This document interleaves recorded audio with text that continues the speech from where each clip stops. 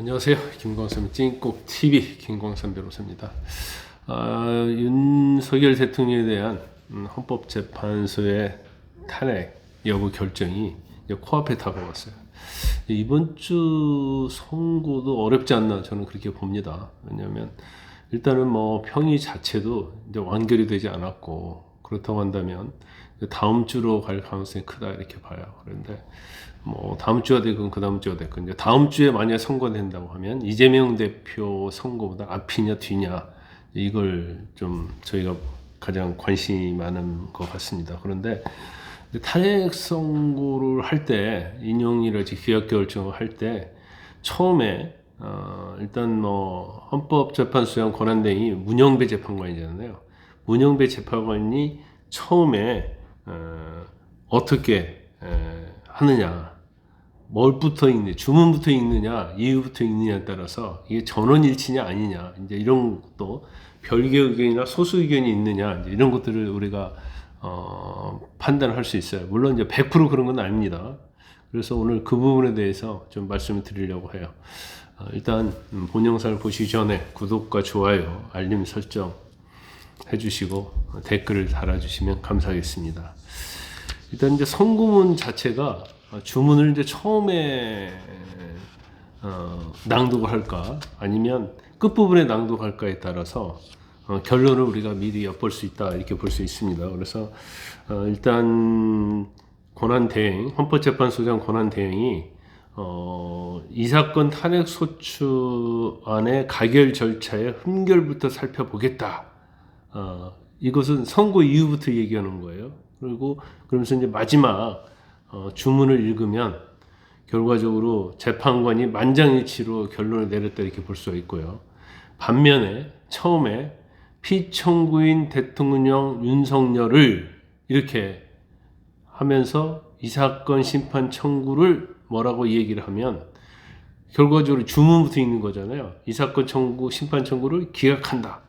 아니면 피청구인 대통령 윤석열을 파면한다. 예를 들어서 그렇게 주문부터 읽을 때는 반대 아니면 별개 의견이 있다는 뜻이다 이렇게 볼 수가 있습니다.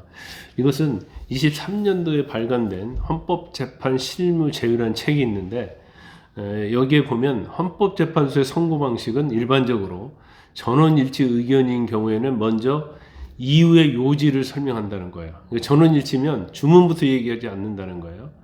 기각한다, 각한다 이것부터 설명하지 않고 제일 마지막에 미괄식으로 주문을 읽고, 전원일치가 아닌 경우에는 법정 의견하고 다른 의견이 있다는 것을 알리면서 주문을 읽은 다음에 나중에 이유 요지를 설명하는 방식으로 이루어진다 이렇게 쓰여 있습니다. 그래서 만약 대통령 사건에서 주문을 먼저 읽지 않고 이유를 먼저 설명한다고 하면 이것은 재판관의 어떤 전원일치 의견이겠구나 이렇게 볼 수 있어요. 지난 2017년 3월에 박근혜 전 대통령 파면하고 2004년 5월에 노무현 전 대통령 기각 결정 때는 모두 이유 요지부터 읽고 마지막에 주문을 선고했습니다. 그리고 박 전 대통령은 선고 종료 50초를 앞두고 주문을 선고했어요. 그래서 그 때문에 주문 낭독 전까지 약 20분간 탄핵 사유별로 이제 따져가지고 인정하기 부족하다 이렇게 얘기를 할 때가 있어요. 그러면 기각이네. 그랬는데 또 헌법법률 위반이 있었다. 또 이런 얘기 나오면 그럼 인용이야? 그러면서 의견이 막 이렇게 엇갈릴 수가 있는데, 이번에도 이제 대통령에 대한 주문 낭독 전에 어떤 이유 요지에 대해서 이렇게 설명을 하면 또 굉장히 이제 분위기가 헷갈리는 분위기가 될 수 있다 이렇게 볼 수 있습니다. 지난 13일 날 탄핵 심판 4건 했잖아요. 감사원장하고 검사 3명에 대해서도 이거 전부 다 전원일치로 기각이 됐거든요. 근데 선고 순서가 달랐어요. 최 감사원장 사건은 재판관 3명의 별개 의견이 있었거든요. 그리고 별개 의견이 있기 때문에 이제 주문부터 낭독을 했다는 거고, 근데 검사 탄핵 사건에 대해서는 별다른 의견이 없었기 때문에 이유부터 먼저 읽고 그 다음에 요지를 이제 나중에 읽었다 이렇게 볼 수 있습니다. 근데 이게 낭독 순서가 강행 규정은 아니에요. 그래서 중요 재판 때마다 재판부의 판단은 다를 수 있다 이렇게 봅니다. 그런데 이렇게 주문 낭독 순서가 중요한 또 다른 이유가 하나가 있는데, 이제 파면이나 뭐 기가 이것을 선고를 하게 되면 즉시 효력이 발생하거든요. 그렇기 때문에 지난 13일 날 이창수 지검장 탄핵 선고에 있어서도 지금 시각은 이라면서 시계를 한번 본 뒤에 주문을 선고했는데, 이때도 그 시간에 따라서 탄핵의 어떤 파면 기간이 달라지기 때문에 이제 시간을 본 거고, 그리고 결정문에도요 주문 낭독 시간이 분 단위로 기록이 됩니다.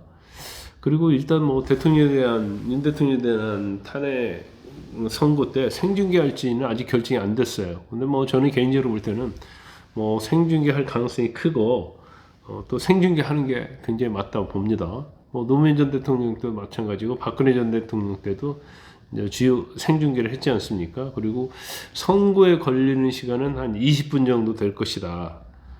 노 전 대통령 때는 25분, 박 전 대통령 때는 21분 39초가 걸렸습니다. 그래서 일단 뭐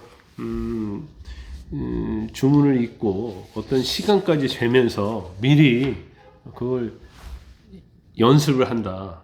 그래서 그 시간 20분 이쪽 저쪽에 맞게 선고를 하기 위해서 미리 이제 정하고 한다, 이렇게 볼 수 있습니다. 그 다음에 또 중요한 것이 과연 윤 대통령이 선고기일에 직접 모습을 드러낼지에도 관심이 쏠리고 있어요. 이전에 노무현 전 대통령하고 박근혜 전 대통령은 선고일에 모습을 드러내지 않았죠. 그런데 일단 뭐 윤 대통령은 변론 기일에는 지금 헌법재판소에 모습을 드러냈잖아요. 그런데 선고는 좀 다르죠. 탄핵심판 재판 때는 피청구인 대통령이 자기의 의견을 개진하고 진술할 기회가 있지만, 선고 때는 헌법재판소에서 일방적으로 하는 거기 때문에 뭐 제가 볼 때는 출석하지 않을 가능성도 굉장히 크다. 또 출석을 한다면 재판정에 심판정에 들어갈 때 하고 나올 때 이제 신분이 달라진다고 볼 수 있거든요. 그래서 대통령 측에서는 아직 선고기일은 뭐 나갈지 안 나갈지 미정이다, 이런 얘기를 하고 있어서 뭐 고심은 할 것으로 보입니다만, 뭐 제가 볼 때는 뭐 안 나올 가능성이 좀 크다, 이렇게 봅니다.